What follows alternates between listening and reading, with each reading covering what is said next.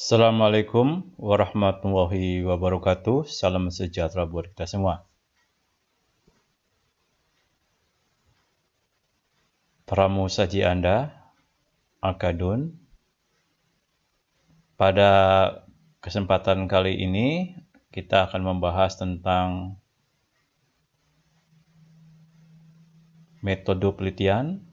Dalam tema kali ini berjudul Belenggu Positivisme dalam Penelitian Administrasi Publik. Mengapa kita bahas belenggu positivisme dalam penelitian administrasi publik? Karena pada dasarnya banyak permasalahan-permasalahan di dalam penelitian administrasi publik yang terbelenggu oleh paradigma penelitian positivisme, sehingga penelitian administrasi publik tidak banyak menghasilkan novelty atau kebaruan. Tidak banyak menghasilkan inovasi-inovasi. Perkembangan ilmu dan teori administrasi publik mandek. Selengkapnya mari kita bahas.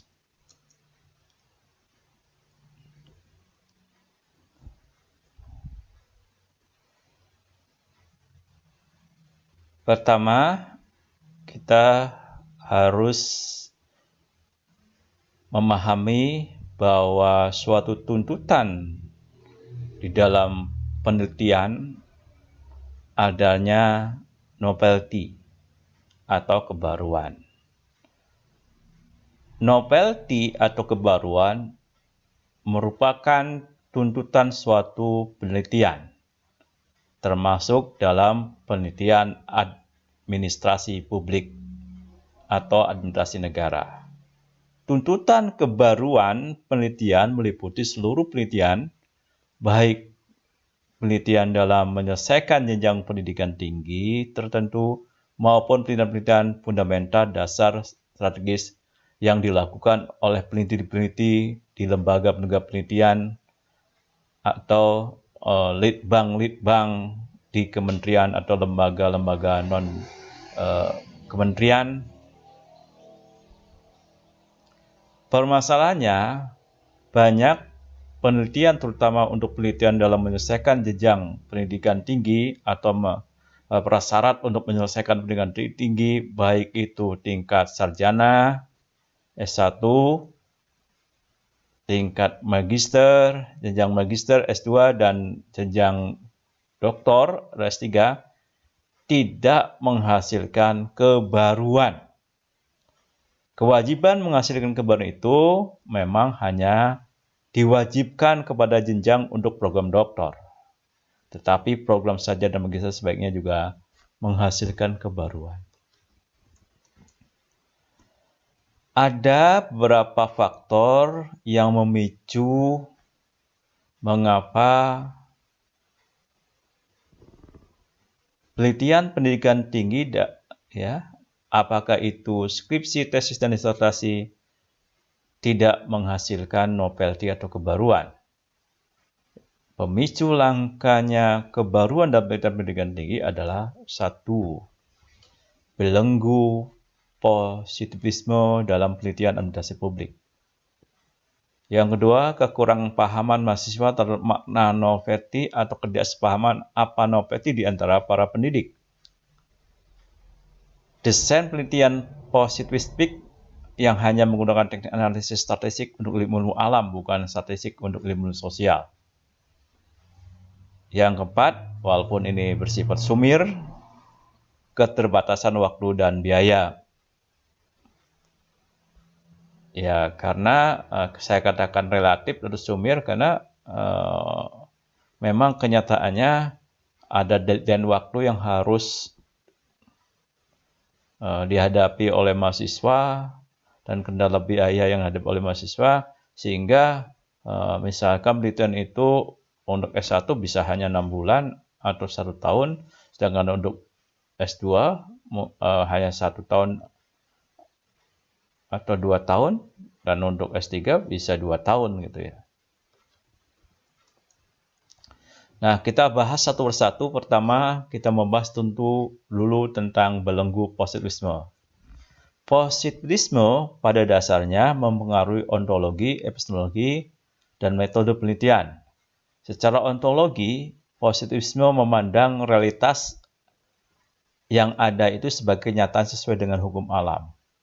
Positivisme mengakui monorealitas, jadi yang biasanya dilakukan metode eksperimen. Meskipun diperbagi oleh pendekatan post-positivisme dengan berupaya menangkap berbagai realitas dengan berbagai metode, sumber data, dan peneliti dan teori. Nah, biasanya menggunakan triangulasi dan baik di dalam teknik pengumpulan data maupun analisis data. Untuk mencapai kebenaran epistemologi, seorang peneliti pencari kebenaran harus menanyakan langsung kepada objek yang diteliti, sehingga penelitian pada dasarnya mengungkap pengalaman-pengalaman nyata berdasarkan persepsi indera manusia. Nah, ini monorealitasnya itu hanya berdasarkan pengalaman nyata, persepsi indera. Secara metodologis, positivisme maupun post-positivisme lebih mengedepankan pengujian teori ketimbang membangun atau menyusun teori.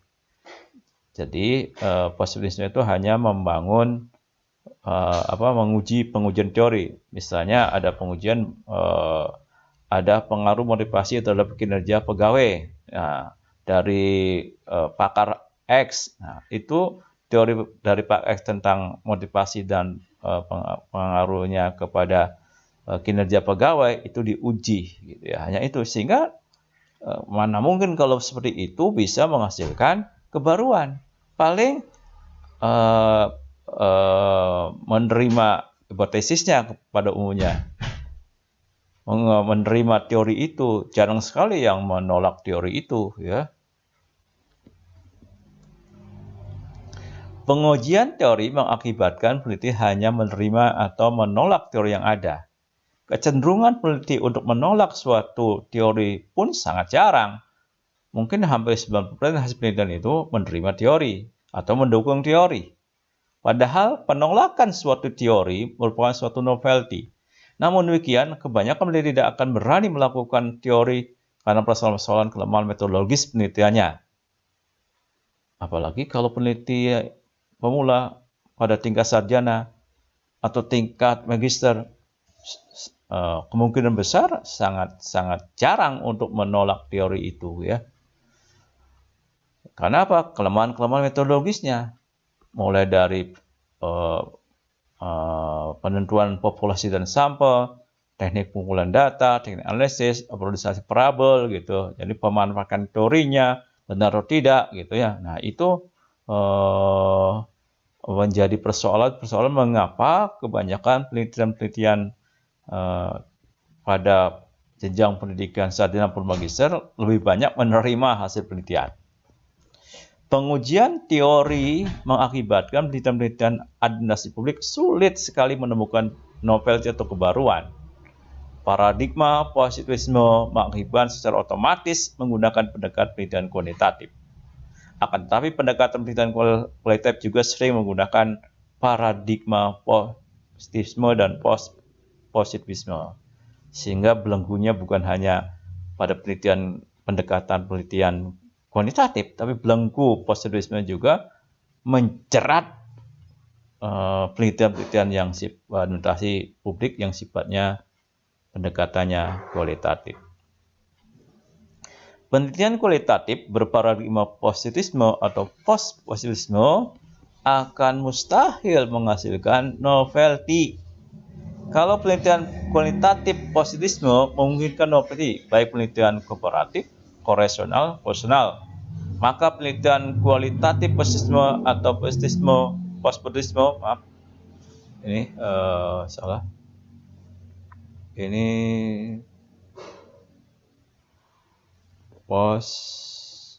positivisme, ya. Positivisme, ya. Jadi sekali lagi, Penelitian kualitatif berparadigma positivisme atau positivisme akan mustahil menghasilkan novelty. Kalau penelitian kualitatif positivisme memungkinkan novelty baik penelitian komparatif, koresional, maka penelitian kualitatif positivisme atau positivisme menjadi mustahil menghasilkan novelty. Hal ini disebabkan penelitian kualitatif positivisme atau positivisme hanya melakukan pendistriksian teori, lalu pelaksanaan di lokus penelitian seperti apa. Produk penelitian kualitatif positivisme bersifat deskripsi apakah suatu teori tertentu dari seorang pakar dilaksanakan di lokus tertentu. Misalnya, penelitian berjudul implementasi program Prona di Kabupaten X. Maka peneliti melakukan pendeskripsian teori implementasi kebijakan dari pakar tertentu. Contohnya, teori implementasi kebijakan dari Edward Tree. Maka pendeskripsiannya tentang faktor-faktor kritikal yang mempengaruhi keberhasilan implementasi kebijakan, yaitu komunikasi, mulai dari lalu dijabarkan kembali menjadi wahana, kejelasan konsepsi, sumber daya, ada sumber daya manusia, sarana, prasarana, dan dana, ada perilaku pelaksana, menerima, menolak, atau tak acuh, struktur birokrasi, pembagian tugas, dan SOP. Berdasarkan pendeskripsian teori tersebut dilakukan operasionalisasi konsep. Berdasarkan operasionalisasi konsep, implementasi kebijakan disusun instrumen penelitian. Apakah itu dalam bentuk panduan wawancara, panduan observasi, dan panduan dokumentasi. Berdasarkan instrumen penelitian, peneliti mengumpulkan data, menganalisis data, menginterogasi, dan menarik kesimpulan. Hasil penelitiannya akan ditunjukkan secara deskriptif, ditunjukkan dengan sertifikat apakah teori implementasi kebijakan Edward Tree dilaksanakan secara optimal pada fokus Prona di lokus Kabupaten X. Kalaupun dianggap novelty adalah bagaimana keunikan-keunikan yang terjadi mengenai teori implementasi kebijakan Edward Tree, gitu ya. Teori implementasi kebijakan Edward Tree ya, ketika dilaksanakan pada fokus Prona dan lokus di Kabupaten X. Penelitian kuantitatif kausalitas akan menguji suatu teori yang hubungan koresional atau kausal memungkinkan munculnya novelty meskipun bersifat modifikasi. Contoh, menurut teori hubungan antara variabel penelitian bersifat kontingen, namun hasil penelitiannya hubungan antar variabel itu bersifat kausal efektual. Nah, makanya misalkan berdasarkan teoretik ternyata bahwa X1, X2, X3, X4, X5 dan X6 berpengaruh pada Y, tetapi pada hasil penelitian menunjukkan bahwa X1, X2, X3 sebagai variabel antecedent, sedang X2, X3, X3 variabel pertama, ya, atau dan Y variabel bebas, atau X1, X2, X3 sebagai variabel bebas, ini X2, X3, X4 sebagai antara. Nah, perubahan paradigma penelitian semacam ini, ya, perubahan-perubahan dari teorinya kontingen dan hasilnya kausal efektual, maka ini pun sudah dianggap sebagai suatu novelty, ya, sebagai suatu novelty walaupun bersifat modifikasi. Manakala penelitian-penelitian administrasi publik berparadigma positivisme dan positivisme, maka peluang terjadi kemandegan dalam perkembangan teori administrasi semakin besar. Jika para peneliti dan pakar administrasi publik terbelenggu paradigma positivisme atau positivisme, baik pendekatan kuantitatif maupun kualitatif, maka jangan berharap banyak akan terjadi novelty dan perkembangan teori administrasi publik.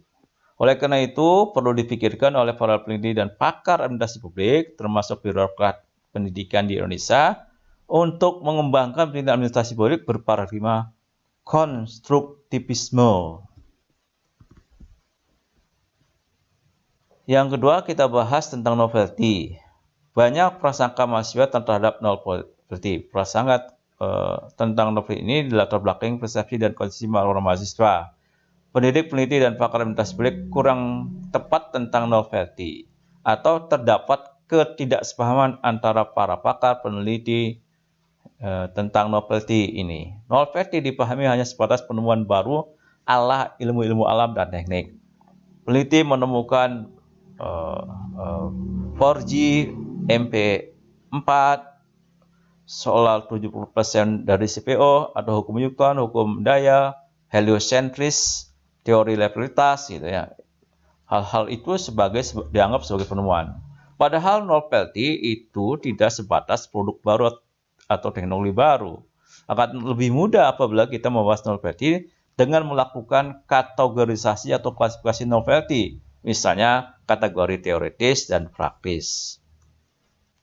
Kategori teoritis, misalnya novelty diklasifikasikan menjadi hukum, model, atau teori bersifat grand theory, hukum, dan teori bersifat middle ring theory, dan teori yang bersifat personal. Dalam klasifikasi novelty ini juga meliputi modifikasi teoretik atau keunikan aplikasi teoretik. Kategori praktis, misalnya novelty diklasifikasikan menjadi program atau implikasi kebijakan. Novelty dalam penelitian administrasi publik akan muncul lebih besar manakala penelitian kualitatif berparadigma konstruktivisme, meskipun awalnya hasil penelitiannya itu bersifat hipotesis. Lantas, hipotesis inilah perlu dibuktikan juga dengan penelitian kuantitatif. Untuk mengetahui suatu penelitian menghasilkan novelty atau tidak, maka seorang peneliti wajib mengetahui dan memahami perkembangan fokus kajian dari penelitian. Misalnya, meneliti tentang partisipasi masyarakat, maka peneliti wajib mengetahui bagaimana perkembangan penelitian partisipasi masyarakat oleh peneliti lain. Lalu apa perbedaannya dengan penelitian kita, atau posisi penelitian kita di mana dalam perkembangan penelitian tentang partisipasi masyarakat itu. Contoh lain, kita akan meneliti pengukuran kinerja dinas, maka peneliti wajib mengetahui bagaimana perkembangan penelitian tentang pengukuran kinerja organisasi atau perusahaan. Selanjutnya, peneliti menentukan posisi penelitian itu sendiri dalam perkembangan penelitian pengukuran kinerja organisasi, sehingga kita mengetahui kebaruannya. Oleh karena itu, kita wajib mengetahui perkembangan penelitian atau teori yang menjadi objek atau fokus penelitian kita, maka seorang peneliti wajib melakukan studi kepustakaan, studi referensi, studi penelitian terdahulu untuk mengetahui perkembangan teori atau fokus penelitian yang kita lakukan. Seorang peneliti wajib mengetahui state of the art dari objek atau fokus kajian penelitian sendiri. Dapat dikatakan bahwa seorang peneliti wajib mengetahui state of the art dari teori yang menjadi dasar objek atau fokus penelitian kita. Dengan mempelajari state of the art teori dari yang kita kaji, diharapkan dapat menentukan bahwa penelitian kita baru atau tidak. Penelitian kita menghasilkan novelty atau tidak. Jadi, jangan menganggap dirinya tahu bahwa penelitiannya itu penelitian yang baru tanpa membuat terlebih dahulu state of the art dari apa yang kita kaji. Atau dengan kata lain, tidak mungkin ada kebaruan kalau kita tidak melakukan atau tidak membaca teori-teori yang kita kaji itu dari buku-buku sebelumnya, dari hasil-hasil penelitian sebelumnya. Yang ketiga, ini kelemahan yang ketiga mengapa tidak munculnya kebaruan itu karena desain penelitian dan analisis statistik. Desain penelitian positivistik hanya memanfaatkan model analisis statistik rutin, yaitu biasanya korelasional dan koefisien determinasi atau persentase paling tidak. Analisis statistik jarang menggunakan model-model matematis lain yang ramah dengan ilmu sosial, seperti central tendency, frekuensi, distribution, index number, rate and ratio, growth rate, extrapolation, interpolation, atau model-model matematis fungsi lain. Ya. Misalnya dengan regresi, dengan bermacam-macam varian gitu ya. Bahkan dalam praktek penelitian di perguruan tinggi, model statistik komparatif saja jarang digunakan. Desain penelitian dengan paradigma positivistik, pendekatan kuantitatif dengan teknik analisis statistik, korelasi, dan koefisien determinasi, memiskinkan pembahasan hasil penelitian. Para peneliti pada umumnya berhenti setelah mendapatkan angka korelasi dan angka koefisien determinasi, dan hanya sebatas untuk pengujian hipotesis. Desain penelitian dan model analitik statistik seperti itu mengakibatkan kemandegan dalam penelitian yang menghasilkan novelty. Para dosen dan mahasiswa hendaknya melakukan perubahan desain penelitian dan model analitik statistik dengan model penelitian gabungan antara pendekatan kualitatif dan kuantitatif atau sebaliknya. Pendekatan kuantitatif dengan kualitatif. Di mana data kita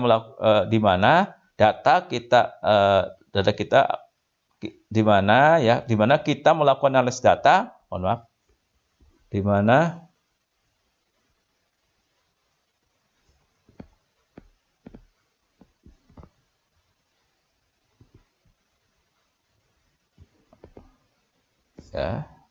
mana kita melakukan analisis data sekunder seperti laju pertumbuhan penduduk, angka kemiskinan, angka stunting, panjang jalan, pertumbuhan kendaraan roda 2, pertumbuhan kendaraan roda 4, pertumbuhan pendapatan daerah, pertumbuhan pengeluaran daerah untuk pembangunan. Judul penelitian administrasi publik akan jauh lebih menarik ketimbang selama ini, misalnya pertumbuhan kendaraan roda 2 dan pemicunya di suatu kabupaten atau suatu provinsi atau suatu negara bahkan. Pertumbuhan kendaraan bermotor roda 2 dan pemicunya di Kabupaten Sumedang, misalnya, akan menggabungkan pendekatan penelitian kuantitatif dan kualitatif. Pertumbuhan kendaraan roda 2 berarti peneliti wajib mencari data tentang populasi kendaraan bermotor roda 2 di Kabupaten Sumedang dalam 10 tahun terakhir misalnya. Yaitu berarti dari tahun 2012, 2013, 2014, 2015, 2016, 2017, 2018, 2019, 2020, dan 2021. Akan tetapi akan lebih menarik analisisnya manakala dilihat sebaran kepemilikan kendaraan bermotor roda 2 ini. Misalnya bagaimana sebarannya di tingkat kecamatan gitu.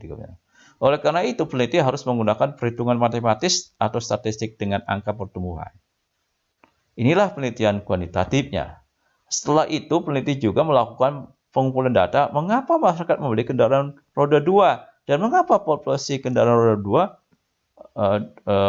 2 itu kecamatan A lebih banyak dari kecamatan yang lain. Inilah penelitian kualitatifnya. Produk penelitian dari model penelitian gabungan seperti itu berupa pemetaan masalah dan implikasi kebijakan, terutama bersifat usulan program. Untuk mengukur novelty penelitian semacam ini juga dapat dilakukan dengan mudah, yaitu membandingkan implikasi kebijakan yang diberikan oleh peneliti lain dengan implikasi peneliti sendiri dengan implikasi yang diberikan oleh peneliti sebelumnya dalam permasalahan yang sama. Demikian kita tetap kajian penelitian terdahulu dan studi kepesertaan diperlukan melihat novelty suatu penelitian. Nah, saya kira itu yang bisa saya sampaikan pada kesempatan kali ini. Terima kasih atas perhatiannya. Assalamualaikum warahmatullahi wabarakatuh. Salam sejahtera buat kita.